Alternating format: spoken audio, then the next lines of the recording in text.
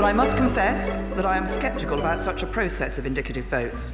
When we've tried this kind of thing in the past, it's produced contradictory outcomes or no outcome at all. Parliament will now get a chance to vote on what type of Brexit it wants through a number of indicative votes.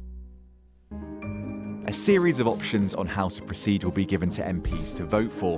The idea is to find out which option has the greatest support in Parliament. Simple? Well, not really. But in the end, nobody won. In 2003, MPs voted on a series of options on House of Lords reform. None of them won a majority. I think the view expressed already by members of the House was wise, that we should go home and sleep on this interesting subject. It's been suggested that 7 options will be given to Parliament. The order of these votes will be crucial.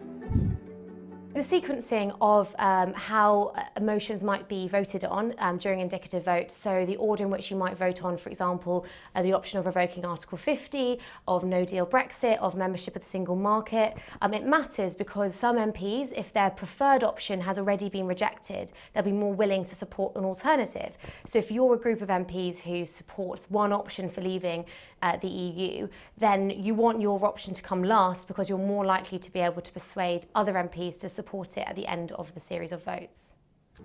So who'll decide the order? Well, Ken Clarke has suggested MPs ranking their preferences.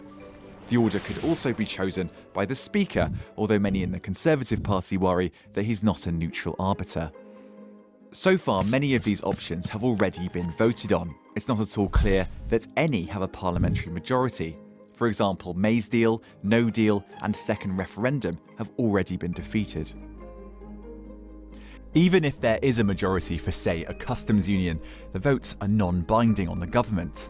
And considering many of these proposals would be contrary to the Conservative Party's own manifesto, would it really be credible for the government to pursue such policies?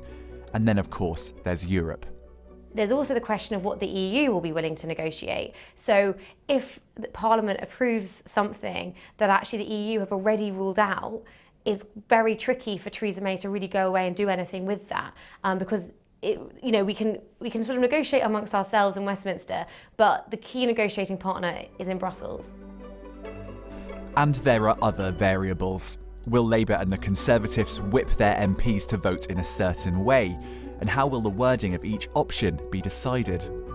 Indicative votes may well simply tell us what we already know, that Parliament is hopelessly divided.